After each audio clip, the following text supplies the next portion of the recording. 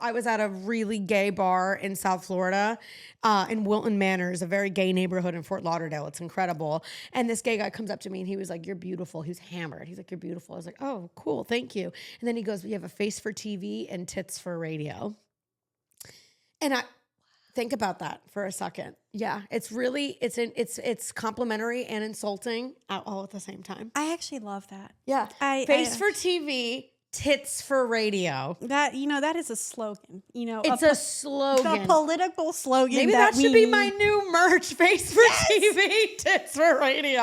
I think you need to do that. I really should. You need to go in. I should. And then it took me a second to process it. And by the time I processed it and realized it, I didn't know whether to be offended or flattered, but he was gone. That was it. I think he was like a mirage. He was gone. That's what I'm going to name this episode, but we're going to trademark that for your merch. Thank you very much. Thank you. Okay, but today we're not. Okay. But let me introduce you.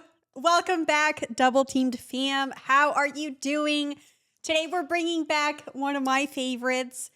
We met through the pod very long time ago. It's been like years that I've known you. You guys reached out to me. Yeah. Yeah. She's from Miami.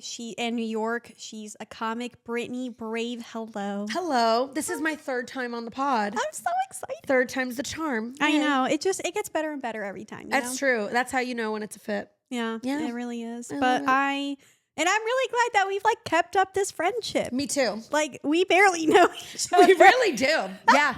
Yeah. We've done most of our exploration of our friendship through recording my podcast and your podcast. And that's how we've really gotten to know each other. Yeah. But yeah, you found me on the internet and I was like, these girls are gorgeous. And I love everything this podcast is about. Oh my God. You guys are so beautiful. Thank you. I'm not gay, but if I were, I'd be in your DMs. And I love that. Yeah, I mean that.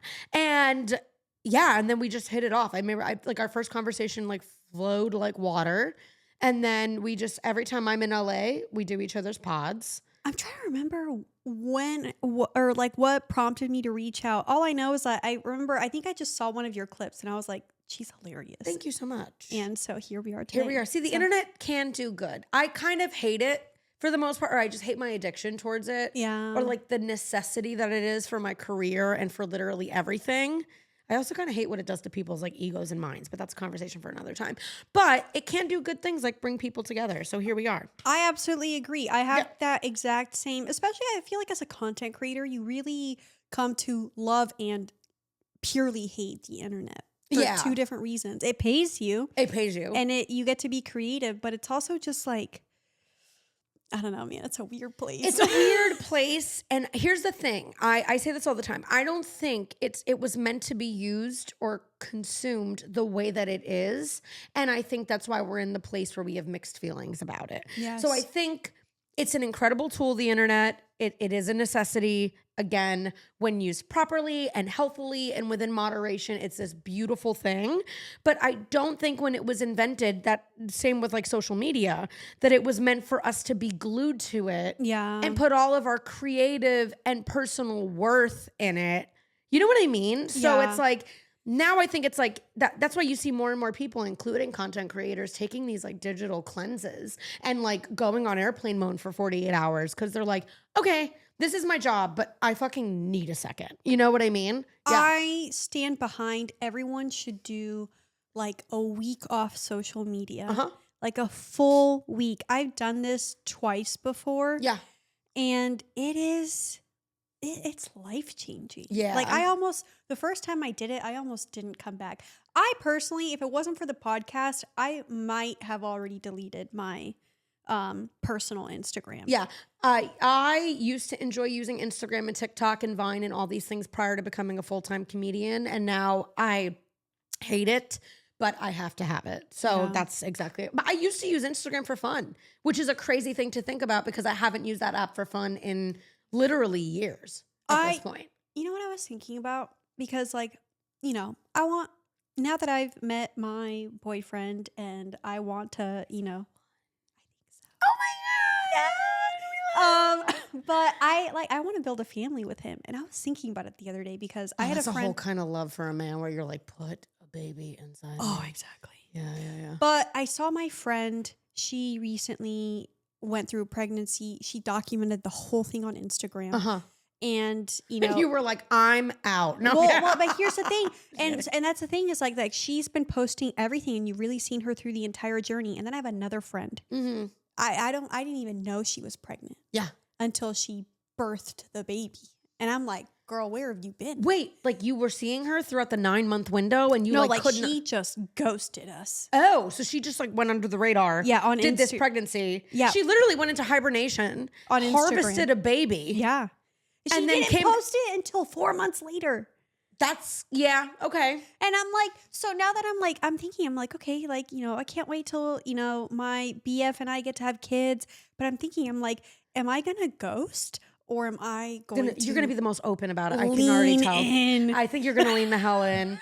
You're going to lean. I'm going to be when I'm pregnant and keeping it. That's the important. No, because we've been down this road a few times. But when I'm pregnant and having a baby, I really want to share my pregnancy journey with everybody. I actually really, truly can't wait to be pregnant for the full term and like give birth. Like what a beautiful thing that women can do. Yes. Like we created all of you. We created everyone. And I'm like so genuinely curious to like, even if I have the worst pregnancy in the world, I just want to be you're in bloom when you're pregnant. Like, I want to know what it feels like. What is it like to just, you know, have a belly and like a thing moving inside you? Yeah. Well, I mean, that's why like I think women are so empathetic too, because it's like, I mean, how much closer can you get to the human experience than like having a literal human being inside of you, growing and relying on you? And like, yeah, that's why mothers are so intuitive, all of it. I'm going to be I know for a fact I'm going to be so open about my pregnancy. Well, I can't wait to experience that. Yeah, see, I think I really want to podcast about it. Uh-huh. Yeah. You know, like Nikki and I, we might be going on a hiatus we haven't really announced this, but we might later. Around like July, since she'll mostly be in Europe and I'll be here, we're not really going to record much. What's she doing in Europe again? So her boyfriend's stationed in Italy. Okay, got it. That's right. So just not with me at all. Like I'm not going to see her for 6 months. I'm actually not even ready to process that yet. Yeah. But they do come back at the end of the year. Okay. But I'm thinking, I'm like, you know, we might be going through a little hiatus at that point and then come back. And then obviously like in the next like 2-3 years, like I would love to start having kids. And I'm like, I actually think like, you know, whatever comes of the pod, like I'd love to podcast about pregnancy. I think it's really niche. I think it's really important. And I think a lot of women would love a resource like that. Especially you guys are already pros at like breaking down taboo topics and like making things yeah, absolutely. Like and making things palatable and making people feel okay about a variety of emotions and experiences and stuff. So why not? And I feel like so many women going through pregnancy, like you could read books, you could talk to other people, but I think like something about a podcast and hearing other women and their stories and just knowing like, oh, I'm not weird or something's not going wrong. This is totally normal could be really powerful. So yeah. Thank you. Yeah. I've been thinking about bringing back, I used to have a podcast about domestic violence because I'm a survivor of it. Yeah. And I had it with a comic and we're still friends to this day. It just wasn't a fit to I think like co-produce the pod, but it was called Violently Funny. And it was a dating podcast, but a dating podcast about intimate partner abuse and mental abuse and physical abuse. And we had like lawyers and therapists and people who own shelters on and psychologists and survivors and DV advocates and stuff. And it was so niche that I've actually been thinking about bringing it back too. You should also pair it with a newsletter because I feel like they're making a comeback. Newsletters? Yeah. Are they? Yeah. We should hop on that train then. Let's do a newsletter. Well, that's what I'm saying. I'm like, put those two together. I think honestly, that sounds like a great podcast. Thank you. I do feel like that is a very taboo subject. Yeah. No one wants to talk about it, but more people are. And I think that's really important. Yeah. And it's actually interesting because comparatively to sexual assault, which by the way, I'm not like attaching more weight to one than another. You know what I mean? That's like comparing hurricanes and tornadoes. Like it's all terrible and traumatic. Yeah, it's bad in its own way. It's bad in its own way. But I actually do think that sexual assault is more palatable to talk about than domestic violence because, and the reason is there's a clear imbalance of power in sexual assault. There's a clear, this is fucked up. There's a clear that this is a threat to women and people. And with domestic violence, the reason it's so taboo is it hits close to people's private lives. Yeah. And so now it becomes I don't want people to know. Kids are involved, families are involved, mortgages are involved. It's just much more private. And then it's also like sexual assault, I think, is much more cut and dry in some ways, where it's like, obviously this is inhumane and your power was ripped from you and you didn't have a say. And domestic violence, it's a little more like shameful because I think that's why people don't want to talk about it. I really think I'm realizing that now, because it's like, well, you could have left. Well, they always have that stupid, terrible rebuttal, like, why'd you stay? You know what I mean? So that's why I think people shy away. Well, and I think, especially with like sexual abuse, that can happen. I mean, granted, that can be more of a long-term thing for some people. It can, but in a lot of cases, it can just be like one acute experience or maybe, a few. But you're right. I think with domestic abuse, what's hard about that is the fact that it's like, this is someone you chose. This is someone you chose to be with, and then you built a life with them, and then this started happening, and then you built a comfort, and then you got used to, this pattern, and you didn't know how to leave. And a lot of people, I mean, there's probably a lot of shame in being able to admit that. Yeah, there is. There really, really is. And it's well, there's shame in both, unfortunately. And I hate that people feel that way. Like they really, I was reading a story the other day about like a boy that had been, sexually abused by their stepfather for a long time. And just how like the stepfather like shamed him for so long. And I was just like, it's heart-wrenching. It is. And it's, I'm a really good example of some of this projecting of shame. And I'll say that because I had a couple experiences in my 20s from this relationship where my ex was incredibly physically abusive for 3 years, having not one but 2 abortions, running out of money, getting fired, getting evicted, no surprise, all during the time of this relationship, obviously, because my life was in like complete shambles. But the universe was trying to redirect you. And it did. And it did, to comedy. It completely ripped everything and every person and every predisposition and belief and bias and everything out of my life. And I was kind of left with nothing. And the only thing I could turn to was like, oh, I like making people laugh and I love being on stage. And then that was the North Star. And then everything else just kind of like fell into place, aligned after that, truly. But I say that to say, I can almost understand, I'm not saying I condone, but I can almost understand people who shame or judge, because I learned that lesson the hard way in my 20s. I said, I was so naive when I was young. I was like, how could anybody get pregnant? Like, it's just like, be on your birth control and don't be an idiot. It's like so much like blind, stupid 20-year-old confidence. You know what I mean? Like, oh, it would never happen to me. I'm not an idiot. Naivety is a interesting thing. It's an interesting thing. And you almost can't blame people for it to an extent, because it's like, when you're so naive, you don't know you're naive because you're naive.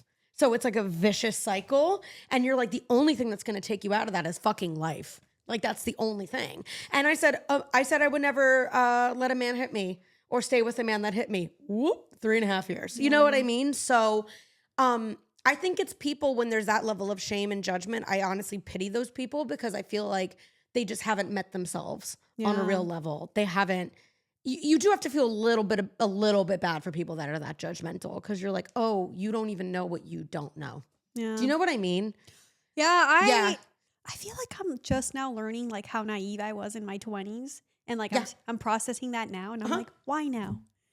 Why do I have to process this now? 20s are for fucking around, 30s are for finding out. But that's the thing is like, I've been so aware for like the past like 3-4 years, but I really feel like I started to, and maybe this is the distinction. I've started to parse it, like, oh, this goes in this box, this goes in this box. Compartmentalize that shit. Yep. Yeah. And that's all, been sorted into neat little drawers, packaged away. But I get what you're saying. Yeah, it's I forgot how we got on this, but it was about the domestic violence being a taboo thing. I do think you're 100% right. And you hit the nail on the head, that it's, oh, you chose this person. Yeah. And why didn't you leave sooner? And why didn't you? And it's just lazy, honestly, at this point. Whenever I hear people say that about domestic or sexual assault, oh, well, look at how you were dressed. You were asking for it. It's such a stupid thing to say. Then to take somebody who's clearly in an abusive, compromising, vulnerable situation and be like, why didn't you leave sooner? Well, like, I obviously was in love. Do you think I would let him hit me if I wasn't in love? No, I'm kidding. But like, you know what I mean? But I was like, No, but yeah, you had feelings. Like, oh my God. And you don't, honestly, the number one reason I didn't leave him sooner and I didn't leave that relationship sooner, I was dreading the breakup. I was dreading having to rebuild myself. I was dreading losing someone I loved and was in love with. I was afraid to go back because I had tried to leave so many times and got pulled back in. So I don't know. You don't know what you don't know. So I always encourage people. I'm like, whenever you meet people who have gone through these situations, I'm always like, just handle delicately. And if you don't know what to say, just stay quiet. Yeah. Or just be like, you know what? Thank you for sharing your story. Correct. That's it. That's literally it. You don't even need to say you're sorry. Because even sometimes when people say, I'm sorry you went through that, I always feel very like, I get it. It's a nice pleasantry and I know where they're coming from. Yeah. But I always try to course correct it and be like, you know what? It was the best thing that ever happened to me in the most painful way. So, yeah. Sometimes, life do be like that sometimes. Life is like, isn't that funny? Where it's like, you ever think you're going through like a bad time in your life and then, you know, obviously you'll fast forward a year and then you look back comparatively and you're like, oh, that time was actually ripping. I was fine. Yeah. Everything was okay. Oh God, I have that so often. Uh-huh. I can't tell you how many times I like look back on things and I'm like, dude, I was fine. I don't know why the fuck I overreacted. Oh, yeah. And that's why, like, you know, I feel like right now, especially with like the eclipse right now in Virgo. Yeah. I got my period right as the eclipse hit. I was like, hello, God. Oh, wow. crazy. You should have done some blood magic there. I Anyways. almost was going to because I got my period early. I looked up and there was a full moon. And I said to my manager, I was like, oh, look at the moon. It's crazy. And then oh, you're aligning with something then. something's happening. Yeah. And then within that hour, I all of a sudden felt a drop. You know that feeling. Oh, yeah. And then I went to the bathroom at the comedy club last night. I was like, oh, okay. My period never starts early and never starts like this. Yeah. But it was fucking weird. I like looked up at the full moon and boom, immediately started bleeding. Oh, wow. Fucking weird. You need to sit with that. Blood fuck. just kidding. Oh, well, that's what I was going to say. I feel like with the Virgo eclipse right now, and the moon, I'm like releasing a lot of like old emotions, you know, that are coming up. Yeah. And that's been interesting. What emotions? Now I'm curious. I am thinking a lot about like 2 past relationships in particular. Okay. The one with my ex-fiance where I feel like I was really naive. Yeah. And he actually, in hindsight, and I speak highly of him because he did pass away. He did? Yes. Oh, okay. He committed suicide last year. Okay. So it's actually been like a very, the last 5 years, how things went with my ex-fiance were extremely interesting. And I feel like I'm just now actually starting to like truly process it. Mm-hmm. But in that relationship, he actually did lie to me a lot. And I feel like I was really naive. And so because of me like wanting to protect myself and not being naive, I feel like I'm too, I overthink too much. Mm-hmm. And now like I can get like too guarded and like trying to like, I make up these scenarios just to like, in like the name of protecting myself, which it's not. Mm-hmm. And I feel like that affects me present day and I don't like that. So I'm definitely releasing that. I've done that in a relationship. Mm-hmm. Mm-hmm.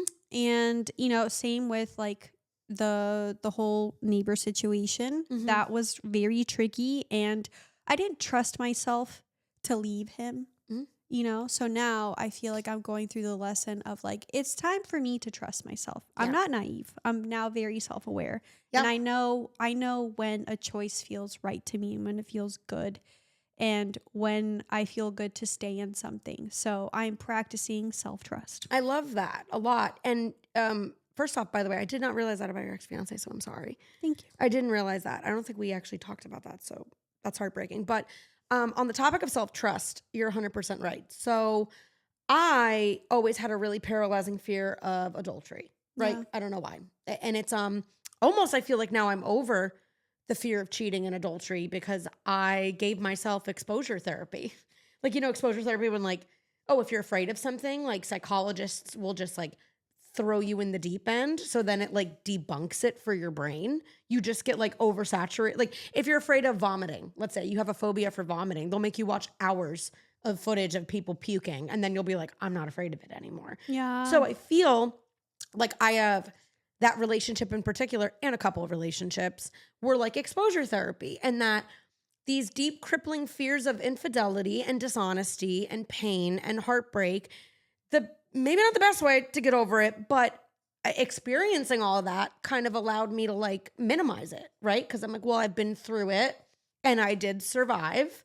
And every time you go through it again, you're kind of like, okay, well, you're not as big of a monster anymore because I know what that pain feels like. So much of that is like the unknown. But on the topic of self-trust, like you, I would make up scenarios in relationships. I was like a great American storyteller. Like I would really connect dots that were not like. Oh my God. Yes. It's like you're all of a sudden, you're like making something out of nothing. Literally. Nothing. And I had one of my exes was like, you're brilliant. If only you could use your brain for anything else. But this, they were like, and now I am with comedy and writing and everything. But he was like, you really are like a great American novelist with the way that you're like inventing characters and scenarios and convincing yourself that it's like nonfiction. It's wild. But years ago, when I was in not that ex, another relationship, spoke to an older woman at a bar at an Amtrak station in New York. Random. She's having a martini. I'm having a glass of wine. Our trains are delayed. And she's like, you don't trust yourself. You're not afraid of infidelity. You're not afraid of being cheated on. You've had all this happen. You've survived. You've loved again. You've moved on. She goes, the fear is rooted in the fact that you don't know yourself and you don't trust yourself. And I asked her, I said, I don't fully understand, but what do you mean? And she goes, when you trust yourself, you'll know when you're with someone good. You'll know when something's off. You'll know your own boundaries. You'll know your own deal breakers. You'll know when to leave. You'll just know you've got this. And it's that. And to be totally honest, I don't think I fully got, I said I got that concept. I think I'm now getting that concept. Yeah. At 34 and a couple years single, I'm like, oh, that's why I'm not afraid to get cheated on anymore. Because I actually finally have that like trust in myself. We talked about this on one of our podcast episodes. I actually would consider non-monogamy now in a way that like I never would have thought before. Or if I'm with somebody that I really like and it's like a really good thing that we have and they're like, I want to sleep with other people. I think I trust myself so much now. I couldn't fathom something like that in my 20s. But now I think it's because I'm like, I don't know. The security's there. The self-trust is there. Exactly. That's the long-winded way of saying that. But it took me a couple years to wrap my head around it. It did. I mean, I kind of went through the same shit because my ex-fiance cheated on me. That's why we ended things. Okay. So he cheated on me, and then, but during that time, he cheated on me for a few months. I found out. Same person? Yes, and that's painful. We, we were long distance at the time, and he was an alcoholic. Okay, and so around that time, like I knew that this was crushing him. Us being long distance, he was not ready to move to California with me. Yep. He didn't want to leave his life in Kansas, but he didn't want to lose me. That's why he cheated on me, because he needed an out, but he needed me to make that decision. So he self-sabotaged. Yeah. And so I think back to a lot, recently I've thought back a lot to the time when that was happening, and I didn't leave him. And I stayed, tried to make it work, mainly because I knew he was an alcoholic and I was trying to help him. And I knew that he was slightly suicidal. So I was trying to felt responsible. Yeah. Yeah. So I felt responsibility and like trying to help him get through that. And then, so I pushed, and then we finally did end things, and, more things happened after that. But then I stuffed all of that down. And then I had a relationship on and off with this guy for like 2 years.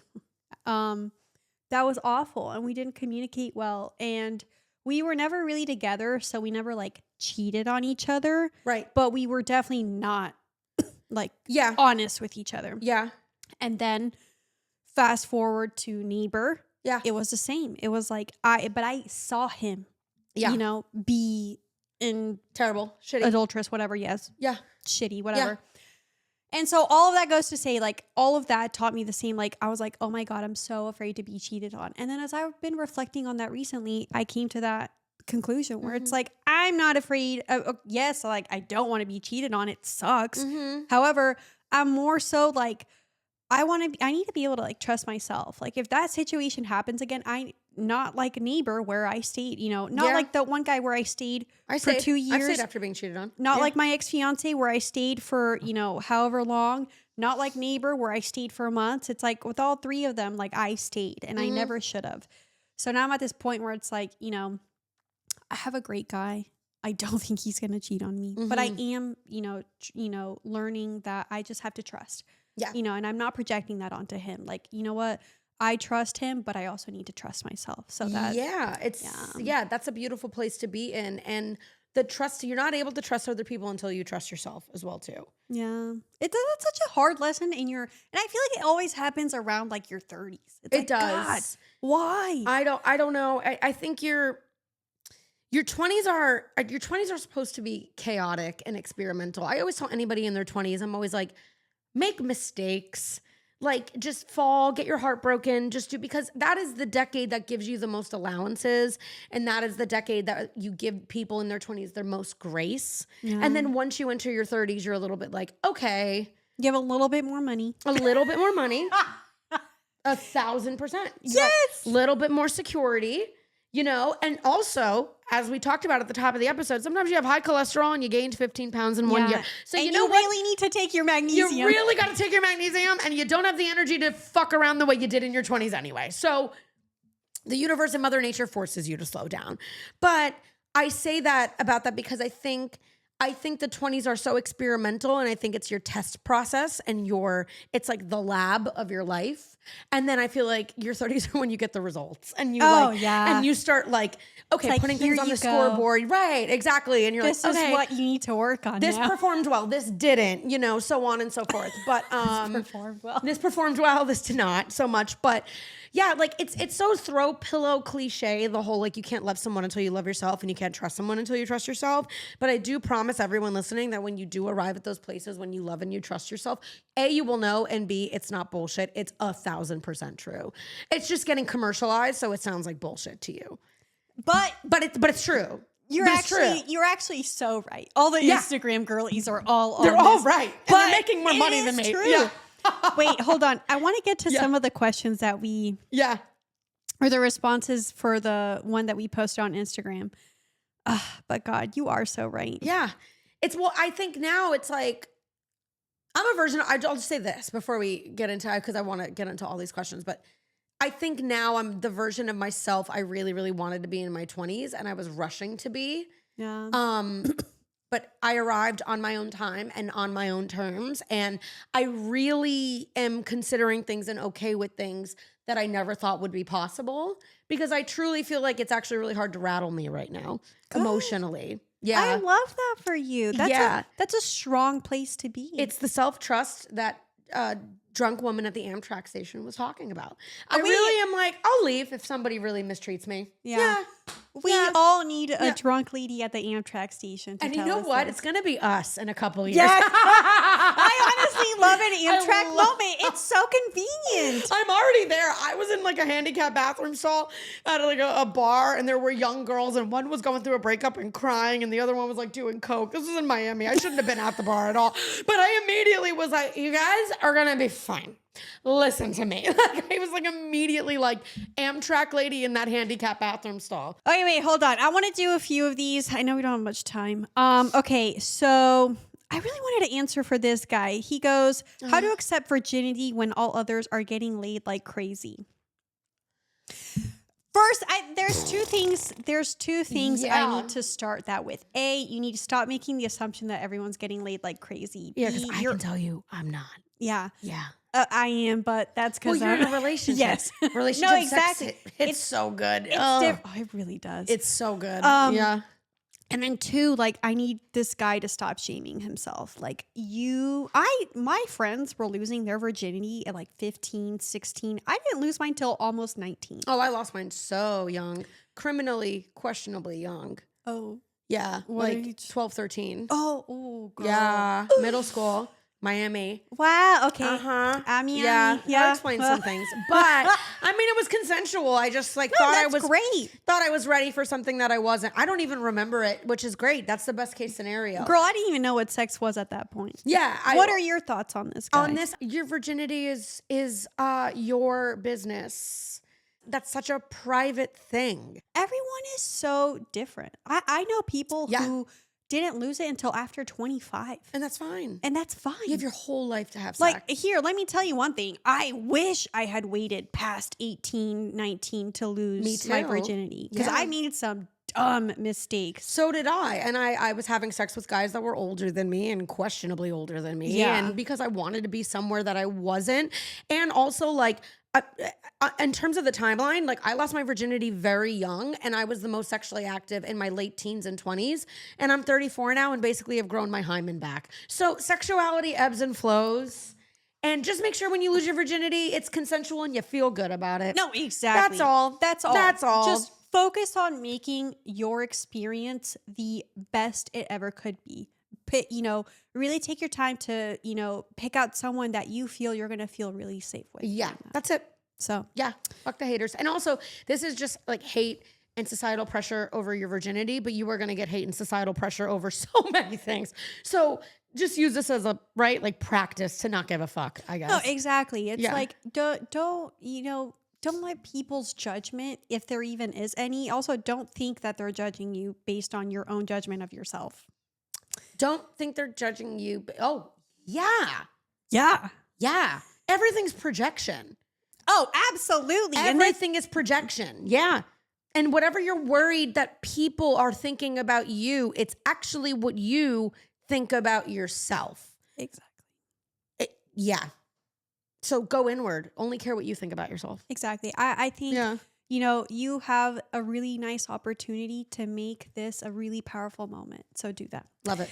Someone says, how to ask my girlfriend about kinks. She's very vanilla, but I know there's more in her tank. Girl, dude, just ask her.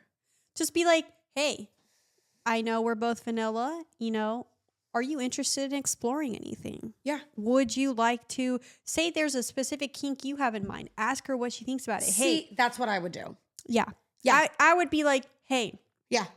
I am really curious about, XYZ thing. yeah. Let's say it's piss play.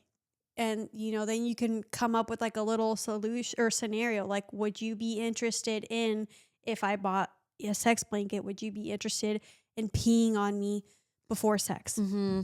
And my That's answer would be no. But if Yeah, you no. are into that, great. But maybe your girlfriend is. But that's what I'm saying. Yeah, Like, no, come up with yes. like a little example, something palatable so that you can gauge her interest. Yes. Yes. I definitely think my advice there would be to lead with something. If you think she's vanilla and a little shy about this, going specific and leading with something you want to do could help like disarm her in a good way. Yes. Is there anything, because I think leaving it open-ended, if you feel like she's a little inexperienced or vanilla or afraid, she might be overwhelmed by that question. Well- So yes. And I would say come at it from an angle of curiosity. Like, are you interested in this too? And, maybe make sure to like know that this isn't like a deal breaker for you if she's not into it. I think that's also kind of. Yep, because relationships are communication, and it's not fun when you're just forcing your kink. Well, forcing anything is not fun, obviously, but it's not fun when it's your kink and they really don't enjoy it. Mm-hmm. It's got to be everyone's got to be into it on some level. I feel otherwise, it's just like for instance, like I had a guy that I was hooking up with, and we had liked each other for a really long time.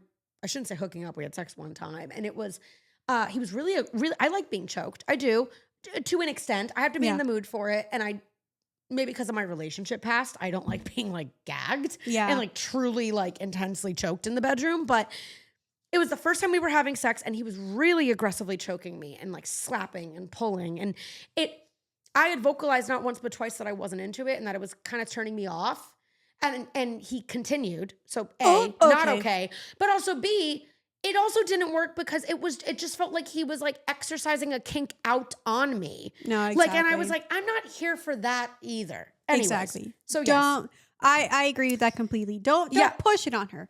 Come at it from an angle of curiosity and see where the compromise is. Correct. I have, what's the best way to support single friends? Well, I mean, here's the thing. If they're actively looking for relationships and you know, maybe they're like down bad because, I don't know, maybe it's been a while or whatever, like just remember, like, you know, or maybe, you know, you have this great relationship and they're envious. I don't know. Yeah. You just remind them that, like, hey, your time is coming too. Like, use this time now to just have fun, do the best that you can, and the things will align. Yeah, I would agree. I think the best way to support single friends is to not make it a big deal that they are single. And also don't make it a big deal when someone's in a relationship. Or what I think the best way to support a single friend is to let them be single and not let it constantly be a talking point. Because as someone who's been single for a couple years, it's always brought up. Single, haha, hot mess, haha, no kids, haha, no marriage, haha. So, and it's like, it seems like who's saying that, girl? Oh my God. Older jealous women, that's who's saying it. But additionally, it's, oh wow, why is it now a bigger deal to everybody else that I'm single? A bigger deal than it is to me. Yeah. You know what I mean? Like something here isn't right. So I think the best way to support your single friends is to just let them be single. You're just, that's just what it is. You're living your life. They're living theirs. Yeah. We're all on our own timing. We're all on our own timing. And I just had this conversation with one of my best friends from high school. We got dinner 2 nights ago. When you are single, enjoy being single. Enjoying being single doesn't necessarily need to mean fucking everyone and going. If you wanted to, do it. Great. You know, if you feel like that's something you need to explore, absolutely. But you can also be single and not be that sexually active. Single is just not emotionally tied to someone. Like it doesn't, like I have a straight male friend going through a breakup with his girlfriend, very amicable. They love each other. The two of them realize they don't have their shit together. They want to take 2 to 3 months off. He needs to get a new job. She needs to do whatever and come back to each other. And he's like, I don't want to have sex with anyone but her. I'm still in love with my girlfriend. We amicably broke up. But he's like, all the boys in my friend group are like, single, go fuck. And he's like, I don't want to. So single doesn't mean you need to be tearing it up on the streets or miserable. It just means you're single. Yeah. That's and it. I would argue, you know, especially for like especially like those moments, like if you're just single because you're like in between a situation, because I know someone similarly, I mean, not that their friends are like pushing him to like go fuck, but him and his partner are going through a bit of a rough time. You know, like I gave him the advice, like, okay, you don't need to go out and be active right now. Correct. I think right now, like get your shit together, figure out how you're going to move forward and, you know, focus on that. Yeah. Like sex great is present at any, you know, can come and go in your life. Like everybody needs to stop worrying so much about sex. You know, I agree. And I also think tangent. How you use your time when you're single is important, is what I really will say. And some people need to sexually explore while they're single for whatever reasons. They've been cooped up. They weren't satisfied. Sure. But I feel a lot of women sometimes are single, but they spend their entire time being single, worrying about when someone is going to come in and rescue them or when they're going to meet the one. You're wasting your single time doing that. No, exactly. Because then you're not actually single. Or the opposite, if you use your single time to just fuck and go on a tear, when in your case with your friend, you're like, you actually have to get your shit together. That's also wasting your single time as well too. Both. So just the best way to support a single friend is it's not a big deal. Yeah, it's not a big deal that they're single. Yeah. That's it. You don't need to acknowledge it. You don't need to acknowledge it. That's it.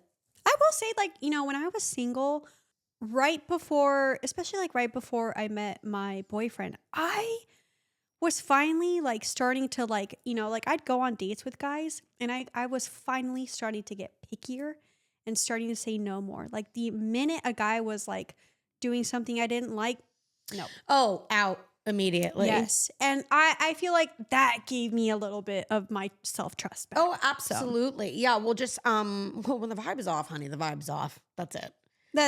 Yeah. And it's just like, I don't like this and I'm going to trust that I don't like it. So yes. Someone said when your vanilla friends or family find out you're in the lifestyle or into kinks, either lean in or here's the thing. When you're practicing kink or lifestyle, open relationships, and your friends and family start to find out, you quickly realize who's on your side and who isn't. And let me save you some time right now.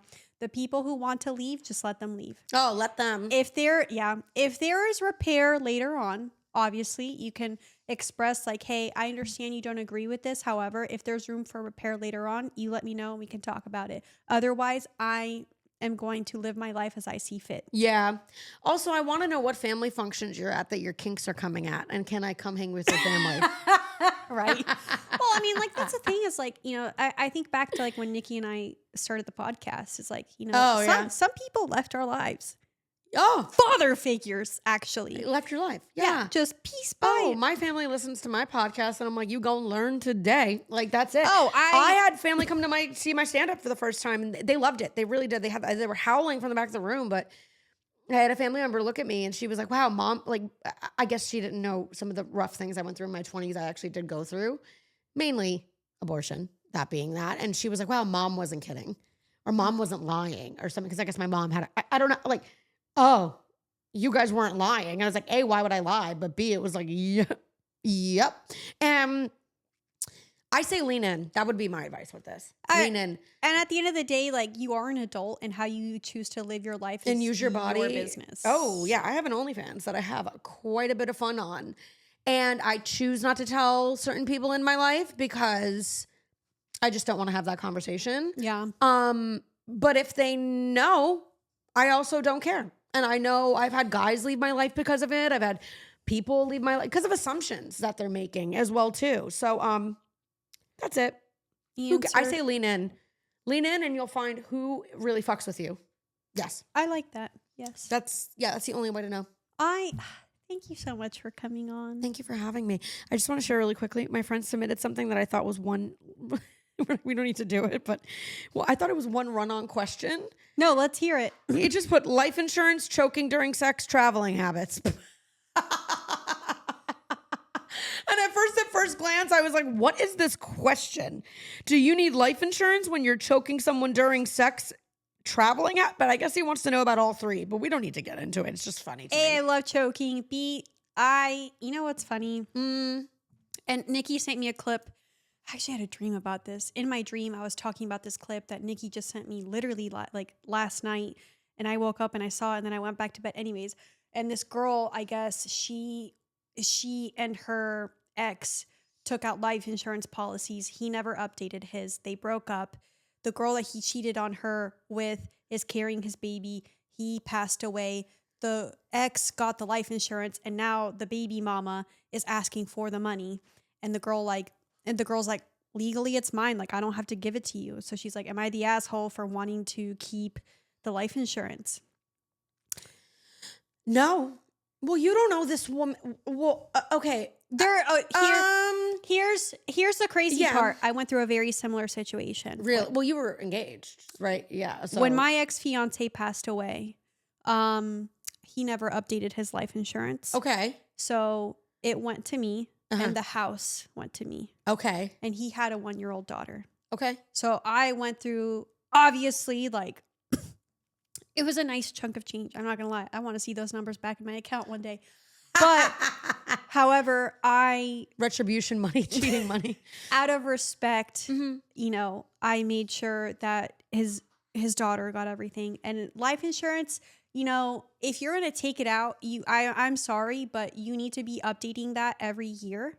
Yeah. You can't forget about this. You can't forget about, who your beneficiaries are. And you really need to, at the end of the day, like, know like who your beneficiary is, trust them that they're going to make the right decisions with your money. I think back all the time to how my ex-fiance didn't update any of this. He never updated the paperwork. He had actually... The last time he had updated was right after he and I broke up. He still put me as his beneficiary. He didn't even change it. Okay. And I think deep down he knew that I would take care of it for him. So that's really profound and beautiful. And you did. I did. And you did. Yeah, that's a complicated situation. Yeah, I mean, I think it's nice I think things just change once children are involved. Things change. So I probably would give the money back as well too, or a portion of the money. But I can also see the other argument, like the baby mom is like, give me that, it's my money. I can also see the other argument where you're like, I don't know you. I don't know you. It's my money. Like, no, exactly. I don't know. I could see both. In this situation, if I'm being honest, I would tell her, like, hey, especially the baby mama, like, hey, this is legally mine. Hey, the baby mama can't sue her for it because legalities just throw that out the window. Yeah.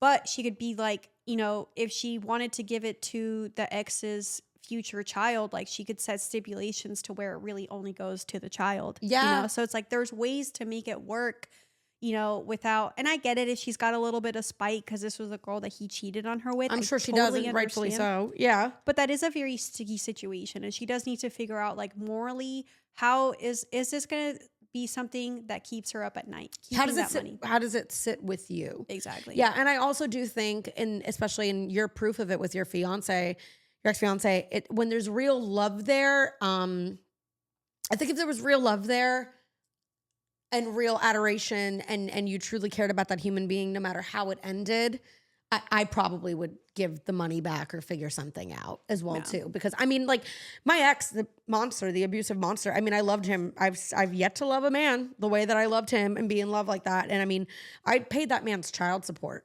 Yeah. I mean, because he was on the brink of losing his kid, and it's not my kid. And I was in my 20s. I was a kid.